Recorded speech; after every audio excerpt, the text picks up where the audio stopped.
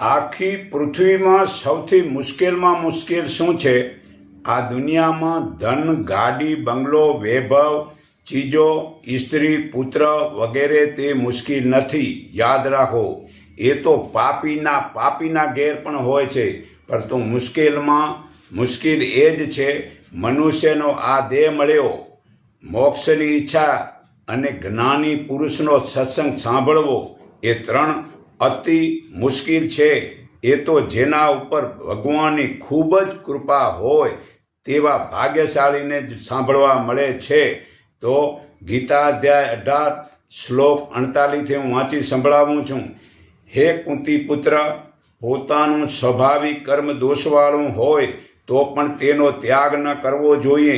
કારણ કે જેમ અગ્નિ ધુમાડાથી ઢંકાયેલો રહે છે તે રીતે બધા જ કર્મો કોઈક ને કોઈક દોષથી ઘેરાયેલા જ હોય છે. જેની બુદ્ધિ બધેથી આસક્ત રહિત બની છે, જેણે મન અને ઇન્દ્રિયોને જીત્યા છે, જેને કોઈ જાતની સફુરા રહી નથી, તે મનુષ્ય સંન્યાસ વડે પરમાર્થ ભાવે નિષ્કામ કર્મો કરતો હોવા છતાં કર્મબંધનથી મુક્ત થવા રૂપ પરમ સિદ્ધિને પામે છે. હે અર્જુન, એ પ્રમાણે સિદ્ધિ પામેલો મનુષ્ય પરમાત્માને જે રીતે પામે છે, જાણે છે, તે મારી પાસે ટૂંકમાં સાંભળ. જ્ઞાનની તે પરાકાષ્ઠા છે.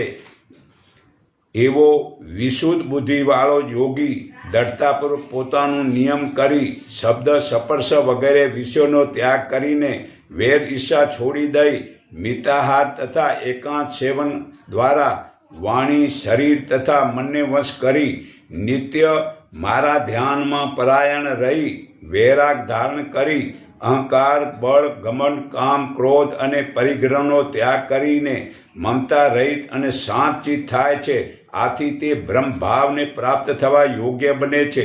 બ્રહ્મભાવને પ્રાપ્ત થયેલો તે પ્રસન્નચિત્ત મનુષ્ય કશાનો શોક કરતો નથી કે કશાની આસક્તા રાખતો નથી. સર્વભૂતોમાં સમાન ભાવ રાખતો મારી પરમ ભક્તિ પામે છે.